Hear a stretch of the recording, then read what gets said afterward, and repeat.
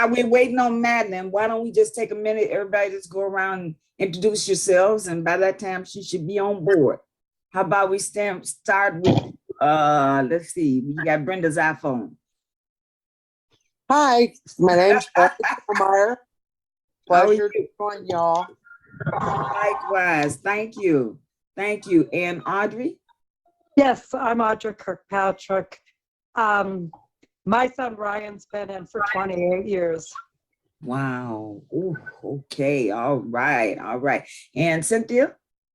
Hi, I'm Cynthia. So I am the community organizer for the Campaign to End Life Without Parole class. And I'm founding director of the F8 Foundation. And that's a program that works with gentlemen that were wrongfully convicted or long 20, 30, 40 years kind of thing. So Man.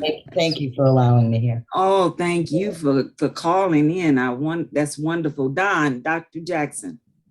My name is Dr. Don Jackson. I'm the president and co-founder of the Community Peace Program, which is a not-for-profit 501c3 organization that seeks to eliminate or greatly curtail the homicides in the Inglewood community. We want to do this through sponsoring the Inglewood Battle of the Stars Talent Show, which is a fundraiser. Thank you. Thank you. The money raised from that fundraiser will be placed in the fund. Anyone that is murdered in the Inglewood community, there'll be an automatic reward for the apprehension and conviction of said individuals. Thank you, Dr. Jackson. I appreciate that. Stephanie? Hi, my name's Stephanie Davis, and my husband has been in 32 years on wrongful conviction here in Oklahoma. Okay, thank you. Nicole? Hi, I'm sorry. I just slipped in late. I apologize. That's all right.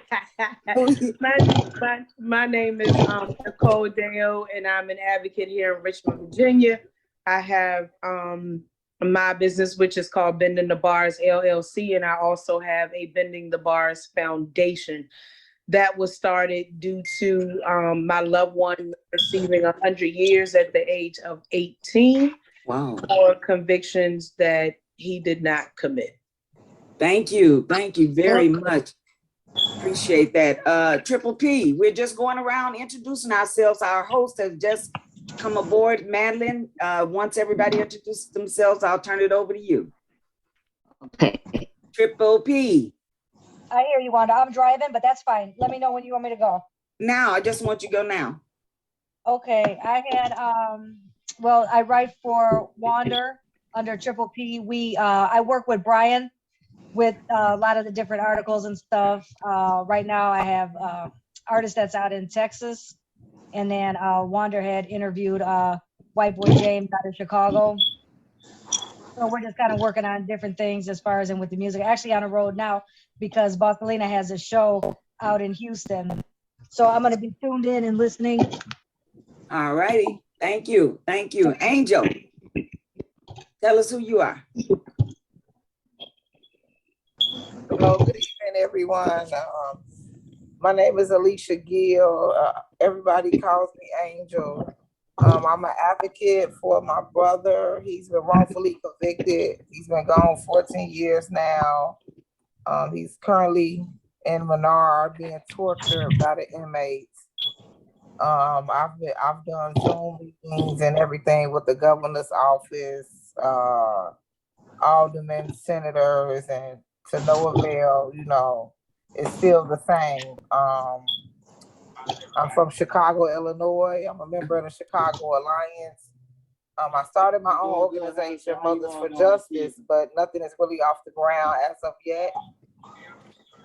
But All yeah, right. my introduction. Thanks, and hi, everyone. Thank you. Okay, Lynetta, I hope I'm pronouncing that correctly. There's Lanisha Davis, actually. Okay, Lanisha. Okay. Lanisha, like Lanisha. Okay. I'm new at this phone stuff, so I'm trying to figure this out. But I'm an advocate for my husband, who's been down since 2007, serving a life for a murder he did not commit. This is in California. I am all the way in Oregon. I live in Springfield, Oregon, and I'm just like, advocating for him and just want to shine some more light on this case. We've been fighting the case since 2018, and this month on the 23rd of June will be the final court date. Thank God, praise God. It's supposed You're not coming out across. Can't hear. Your voice is muffled. It's check your speaker out. And thank you for the introduction. We'll come back, okay? Okay. Activist Jasmine. Good evening, everyone. This is activist Jasmine Smith. I'm with Chicago Alliance.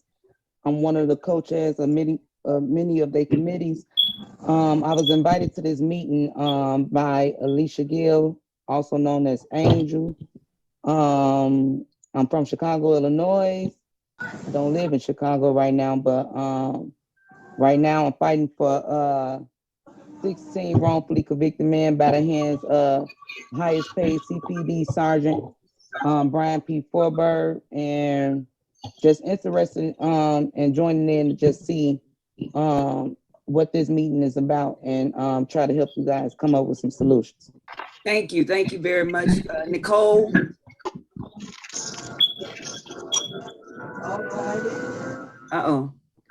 Can you hear me, Nicole? Yes, ma'am. Okay, can you introduce yourself, please? I can do it again. Did you? Okay, I'm sorry if you did it. Yeah, okay. I did. I'm sorry, Linda. Yes. Can you introduce yourself? Thank you. Yes, my name is Linda Barker. I'm the founder of Sisters of the Hood, who's a non-for-profit that's been in existence since 2003. And our mission is to provide a holistic approach to self-sufficiency for our underserved populations. And right now we're working on the development of the roundtable, which addresses the issues of dehumanization, wrongful conviction, excessive sentencing, and the Accountability Act. Right now, I'm a victim of the justice system as well. Even though I'm free in body, I'm caged in along with about 30 other individuals that have sent me information regarding wrongful conviction. My son is a victim of wrongful conviction. He's serving a 90-year sentence for armed robbery with the firearm, and there was never any firearm mentioned in the case. And I'm here to represent, I can't say the names, but I have various individuals in prisons that I'm working with to help complete their SB 2129. Thank you, ma'am. Thank you. Attorney, I think it's Kent. I'm sorry, you said Attorney Kenneth, right? Yes. Yes, hi, I'm sorry, I'm driving. Okay. Thank you very much. I'm sorry, I'm Attorney Ken Wright. I'm a Illinois attorney, private attorney. I've been practicing for 22 years. I was invited here. I'm here to learn and to offer any information I possibly can. And I appreciate having the opportunity to be here. Thank you, sir. And then we have Brian and Sandra, and we'll turn it over to Madeline. Brian? Hi, my name is Brian Vickers. I'm a journalist, and I also am an advocate against wrongful incarceration and excessive sentencing as well. Thank you. And Sandra? Hi, my name is Sandra Campbell. I'm a retired civil rights officer. Just here to learn, I'm like the attorney, just here to learn and see what else we can find out about wrongful conviction. Thank you. And now Madeline is our host. Madeline, you have the floor. Welcome to the show. Okay. Yeah, my name is Madeline Sanders. I had asked Attorney Kenneth Wright to come on and be our guest today. His practice involves the pretrial phase of criminal litigation, the pretrial phase of it. And so what we're going to be talking about is what Ken will be talking about is what happens at the pretrial phase once you get arrested. What happens leading up to, because you know there are phases. There's the pretrial phase. Then you, if you have a trial or you plead guilty, you got that phase. Then you got I might be missing one piece in there, and Kenneth can correct me with that, but it's got ultimately, if you plead guilty or you're found guilty, you get sentenced and you end up in prison. Well, what Ken is going to be talking about, in fact, is if you get arrested by the police, what can you do to avoid getting caught in the grip of the criminal system? So for all of us who are on this line, who have loved ones who are incarcerated, of course, for them, the damage is done. And so we're going to go through this in phases. I'm sure there's going to be a part 4. We're at part 2 today. There's going to be a part 3, part 4. And then once he talks about the part 2, that's where we are today. We have you, if you have suggestions or you want to hear about, let's say, the next phase, we'll say that's going to be part 3. And we just keep this going because there's a lot to the whole criminal system and we need to be as well informed as possible. So that's how we're going to approach this. And on that note, Attorney Kenneth, right, you have the floor. Okay, good evening, everyone. I wanted to start off by saying I can't pretend to know how it feels to have a loved one, like a lot of people here in this meeting, a loved one that's been in the system, especially wrongfully convicted. So my heart goes out to you, and I'm sure that they appreciate the fight, and it's nice to know that even though the system to this point has failed, a lot of our people in our community, that there are still people advocating for them, and that that their pursuit of justice is not over just because they're out of the court system. I also want to start off by saying also that I'm only licensed to practice in Illinois. So and I'm only familiar with Illinois law. I'm familiar with the federal constitutional law and things like that. But as far as like state-wise, I'm only licensed to practice in Illinois. So most of the things that I'm saying is based on my experience as an Illinois practicing attorney. Like I said, I've been practicing law, general practice for the last 22 years, and I have done a substantial amount of criminal defense work, all as a private attorney, and I've seen, I've learned and witnessed a lot of people, get sent to prison.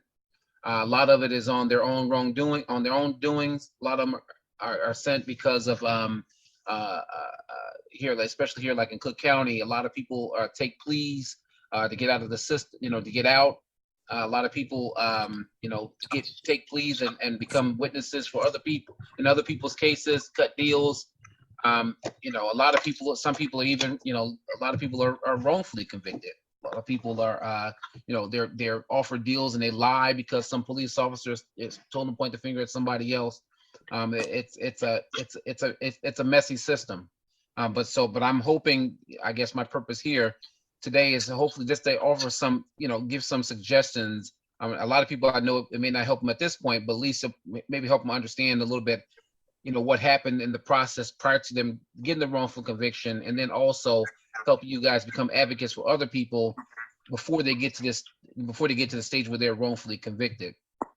One of the strongest points I wanted to make, I guess, regarding, is an individual, once an individual is arrested, there's a lot of people that are arrested on anything. They just traffic, because the police look the police wrong. If the police has a they may have, just be over aggressive for some reason. They may feel disrespected. A lot of any encounter that you have with a police officer can end up with you being arrested. But there's a big difference between arrested and charged. And anybody can get arrested. And I know here in Illinois, they can hold you for 72 hours without charging you. But once they charge you, as a matter of fact, is once they arrest you, then there are certain things that a person should do automatically. They should do automatically to prevent themselves from saying anything that's going to get themselves in trouble. And that first thing is, I want an attorney. I want to speak to an attorney. And don't make any other statements. Don't make any other statements. Now, I know that people have been saying that, and a lot of you advocates have been saying that since the beginning of time, because that's one of the oldest lessons. But I found that a lot of people say things because the police present them with things that they have against them. So they start talking because a lot of times people think they can talk themselves out of a situation. And sometimes in their efforts to talk themselves out of a situation, they only talk themselves deeper into a situation. And a lot of that stuff can be prevented if they could just simply remain silent. Sometimes it's the things that they say sometimes the things that they say when they try to talk themselves out of a situation ruins them when they come to testify in trial, because sometimes a prosecutor will find you say that you said this to a police, something insignificant about what you were wearing or something like that, or who was with you that night. Something you would say to the police officer after getting Miranda will jeopardize your credibility when you're testifying truthfully in court.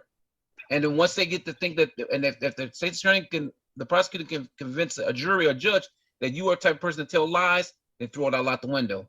So that's one reason why you should definitely remain silent. You should not, that no one should say anything without an attorney. Even if you're conscious, if your conscience is on you, and just to relieve your conscience, to feel like that you need to admit to what you're doing, to what you have done, your conscience should be no less. It should be no less unclear if you speak to an attorney first. You should speak to an attorney first. Speak to an attorney, and then make sure that attorney is there when you're being questioned. If an attorney is there, if you ask for an attorney, they cannot ask you any questions after that without the attorney present regarding the circumstances of your whatever they're charging you with. They can't ask you any questions. But most people, and the only time they can they can ask you more questions about that issue, about the circumstance of your arrest, is if the person that's detained reinitiates the conversation. And most people don't do that. A lot of people, they just start talking and start saying stuff. They try to talk themselves out of a situation. And I've yet to see, any significant amount of people to be able to talk themselves out of arrest. I've yet to see it. So that's a huge problem. That's a huge problem. And then here, I know in Chicago, there's this thing that and Miss Maddie was talking about it before, about these investigative alerts, where they really don't have probable cause to arrest someone, but just a department policy where they have somebody's information and they bring them in there without a warrant, and then they start talking to them. And because people talk, or because they get them to write a statement, or say something, then they end up using that against them when they formally charge them, and then ultimately they aid in their own conviction. So it's when you get arrested, you have to don't say anything, don't say anything. Ask for an attorney. Don't make any statements. Don't write anything down. Ask for an attorney, and don't say nothing without your attorney being there. So that's one thing. Second thing is that after you get charged,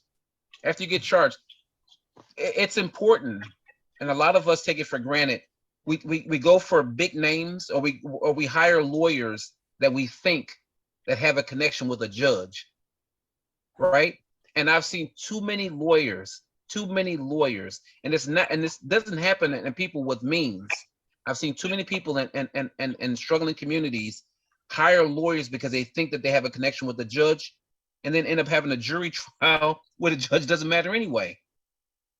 And I think that we have to be a lot more selective about who we're choosing as lawyers, and making sure that our lawyers, people are going into generational debt to pay for attorneys and stuff, and make sure that the lawyer that you choose is working your case, specifically your case, the facts of your case, not based on his reputation, but just based on the facts of your case. And if they're not working your case, Make sure you create a record of it, and make sure that you feel free to fire your attorney at any time, and don't be afraid to ask for money back. Don't write. If you have a lot of time, people have bad feelings. Their family members or loved ones have bad feelings about some of these attorneys, and I've seen too many attorneys go into court, take a lot of people money, go take people money, go to court, and then next they're just looking for a plea, or they tell them like, oh, here, you can just plead guilty. This is nothing but a, you get probation. It's a felony. You get a probation. But that's what, it starts off like that. And the next thing you know, they're, some 3-strike thing, or they get caught doing something else. Now they already have a conviction. Now they're looking at big time. So it's important to make sure that once you get charged, you're very selective about your attorney, and make sure that your attorney is working your case specifically. Okay. The third thing, we have to have some. I know here in Illinois, there's a lot of litigation going on with the end of, regarding cash bail. So many people, of low means, not a lot of money, because they cannot afford bond. They admit to doing something that they didn't do. They'll make a statement against themselves that they didn't do, or against someone else that's not true, simply to get out of jail. I commend our legislators for taking steps to try to end this cash bond, because in reality, a person with means that's charged with a crime is no less dangerous than a person without means charged with a crime. A crime is a crime. And too long, people with means have been able to have minimum effects of their lives of being charged. They're able to maintain their employment, maintain their community, there's community status and things like that. And too many people without means end up, go to jail, and they can't afford bond, and it ruins their lives, even when they're found not guilty. So, and then of course, as a lot of our jail systems are terrible. People take guilty pleas to get out of the Cook County jail because the Illinois Department of Corrections gives them more freedom. So we have to address the bond situation. We also have to address issues regarding the conditions of the prisons, the conditions of the jails. Okay, and I'm sorry. Okay, and then when there's a difference between someone being charged and someone being convicted and are wrongfully incarcerated. And I hear a lot of people here say that their loved ones are wrongfully incarcerated. Wrongfully incarcerated is a situation where someone lied in the evidence, where there's someone's lying in evidence and things, or like I heard someone say that someone was convicted with a gun, there was no gun mentioned, stuff like that. A lot of those things can be clemency issues, and those are wrongful convictions. It's when there's evidence of a crime, and especially if it's a false confession and things like, if it's a false confession, it's hard to get those things overturned. It's hard, even when we have a situation here with this Detective Bird, and a lot of people have gotten their convictions overturned, but there's still a lot of people that are still fighting it. It's very difficult for our system to reverse course and make a corrective course. I mean, we know we can only imagine the damage it does to someone, in their psyche, in order to have them sitting, wrongfully convicted in the penitentiary. But it's very difficult. It's very difficult. Our system is very slow when it comes to everything that happens after a conviction. It's extremely. It's almost like the system cares more about protection than it does about the people that is being charged or wrongfully. So they just want them away from them. So, in that regard, I think if we do a lot of the things that I mentioned earlier about being careful, making.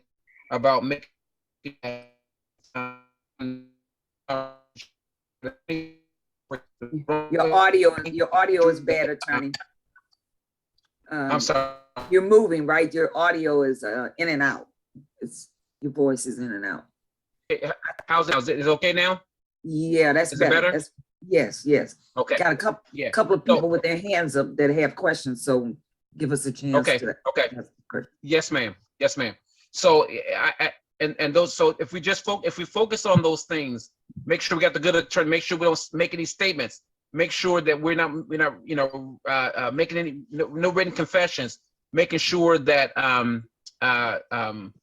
if make sure that the conditions are right, making sure that people understand that once they get arrested, it may be uncomfortable for a couple of days for them to sit down, but if they just ask for an attorney, and insist on having an attorney, those couple of days it's a lot easier to get past those couple of days than this, but get through when you're talking about many years because of some false confession or for some wrongful conviction.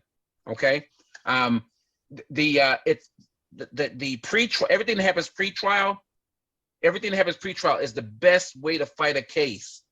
It's the best time to fight a case is put all your efforts in a pre-trial. If it's post-conviction, is extremely, extremely, extremely difficult, and it's extremely hard to win. Extremely difficult.